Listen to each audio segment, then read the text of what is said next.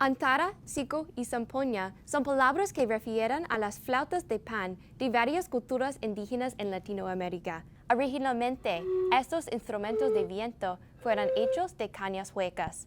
Y ahora vamos a recrear una con pajillas de boba.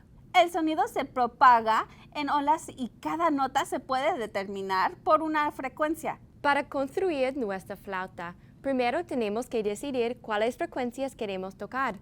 Porque los tubos que usamos son bastante cortos, vamos a tocar notas más agudas. Para cada tubo, vamos a usar la frecuencia que escogimos y la velocidad del sonido, que es 343 metros por segundo a temperatura ambiente, para determinar el largo correcto.